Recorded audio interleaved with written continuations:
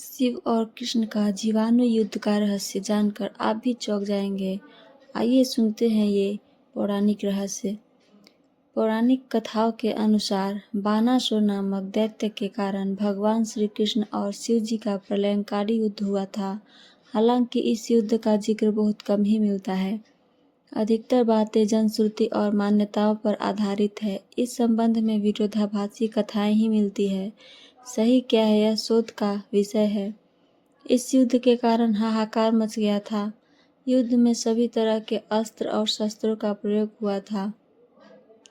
कहते हैं कि महाभारत काल में महाभारत के अलावा भी कई प्रलयंकारी युद्ध हुए थे। इस युद्ध में ही हजारों लोग मारे गए थे। आओ जानते हैं कि क्यों और कैसे हुआ था यह युद्ध। पूरा कथा सुनने से पहले चैनल को सब्सक्राइब और वीडियो को लाइक जरूर करें। अब आइए सुनते हैं। भगवान श्री कृष्ण 64 कलाओं में दक्ष थे। एक ओर से सर्वश्रेष्ठ धनुर्धर थे तो दूसरी ओर से द्वंद्व युद्ध में भी माहिर थे। इसके अलावा उनके पास कई अस्त्र और शस्त्र थे। उनकी नारायणी सेना उस काल की सबसे खतरनाक सेना थी। श्री कृष्ण ने ही कलारीपट्टू नामक युद्ध कला को ईजाद किया था, जिसे आजकल मार्शल आर्ट कहते हैं। श्री कृष्ण के धनुष का नाम सारंग था। उनके खड्ग का नाम नंदक, गदा का नाम कौमोदकी और शंख का नाम पंचजन्य था, जो गुलाबी रंग का था। श्री कृष्ण के पास जो रथ था उसका नाम जैत्र और दूसरे का नाम गरुड़ ध्वज था। उनके सारथी का नाम दारुक था और उनके अश्वों का नाम शैव्य, सुग्रीव, मेघपुष्प और बलाहक था। युद्ध का कारण श्री कृष्ण से प्रद्युम्न और प्रद्युम्न से अनिरुद्ध का जन्म हुआ। प्रद्युम्न के पुत्र तथा कृष्ण के पौत्र अनिरुद्ध की पत्नी के रूप में उषा की ख्याति है। अनिरुद्ध की पत्नी उषा सोनीतपुर के राजा बानासुर की कन्या थी। अनिरुद्ध और उषा आपस में प्रेम करते थे। उषा ने एक दिन अपनी मायावी सहेली चित्रलेखा के माध्यम से अनिरुद्ध का हरण करवा लिया था। चित्रलेखा अनिरुद्ध को हरण करके जिस स्थान पर ले आई थी वह ओखी मठ नामक स्थान केदारनाथ के पास में अभी है और पहले था। कहते हैं कि यहाँ दोनों ने गंधर्व विवाह कर लिया था। वहाँ अभी भी उषा अनिरुद्ध नाम से एक मंदिर है। बानासुर को जब यह पता चला तो उसने अनिरुद्ध को बंधक बनाकर जेल में डाल दिया। बानासुर को शिव का वरदान प्राप्त था। भगवान शिव ने उसे उसकी रक्षा करने का वचन भी दिया था। जब भगवान श्री कृष्ण को इस घटना का पता चला तो वे अपनी सेना लेकर बानासुर के राज्य में प्रवेश कर गए। ऐसे हुआ युद्ध। जब भगवान श्री कृष्ण को पता चला कि बानासुर ने अनिरुद्ध को बंधक बना लिया तो वे बलराम, प्रद्युम्न, सात्विक, गदा, शांब, शर्ण, उपनंदा, भद्रा आदि के साथ लेकर शोणितपुर, वर्तमान में तेजपुर, असम पहुंच गए। बानासुर को जब इस बात का पता चला तो उसने भगवान शिव का आवाहन किया और उन्हें अपनी रक्षा करने का निवेदन किया। ऐसे में भगवान शिव भी रुद्राक्ष, वीरभद्र, कुंभकर्ण, कुंभंदा, नदी गणेश और कार्तिकेय के साथ बानासुर की रक्षा करने के लिए पहुंच गए। वहां बानासुर और शिव की सेना ने मिलकर भगवान श्री कृष्ण की सेना से भयानक युद्ध लड़ा। दोनों सेनाओं के बीच भयंकर युद्ध हुआ।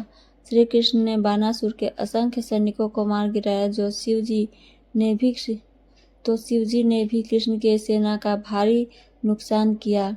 बाद में शिव जी ने कृष्ण जी पर कई अस्त्र शस्त्र चलाए, लेकिन उससे उनका कुछ नहीं बिगड़ा और कृष्ण ने भी शिव जी पर कई अस्त्र शस्त्र चलाए, लेकिन वे भी सभी निष्फल हो गए।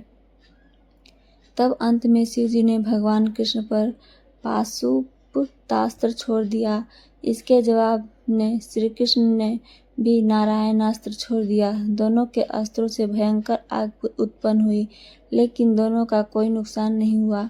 ऐसे में श्री कृष्ण ने शिव जी को सुलाने के लिए निंद्रास्त्र छोड़ दिया। इससे धुंध छा गई और शिव जी सो गए। यह देख बानासुर की सेना में भय व्याप्त हो गया। उसकी सेना कमजोर हो गई। प्रद्युम्न और कार्तिकेय का भयानक युद्ध हुआ जिसमें कार्तिकेय घायल हो गए। दूसरी तरफ बलराम जी ने कुंभभंदा और कुंभकर्ण को घायल कर दिया। यह देख बानासुर अपने प्राण बचाकर भागने लगा। श्री कृष्ण उसके पीछे दौड़े और उसे पकड़ लिया और उन्होंने उसकी भुजाएं काटनी शुरू कर दी। युद्ध भूमि में यह दृश्य देख सभी और हाहाकार मचने लगा। जब बानासुर की सारी भुजाएं कट गई थीं और केवल 4 शेष रह गई थीं, तब शिव जी नींद से जाग उठे और तब उन्होंने यह दृश्य देखा तो वे अति क्रोधित हुए। क्रोध में शिव जी ने अपना सबसे भयानक शस्त्र शिव वज्र अग्नि या महेश्वर ज्वर चलाया, जिससे चारों ओर अग्नि फैल गई।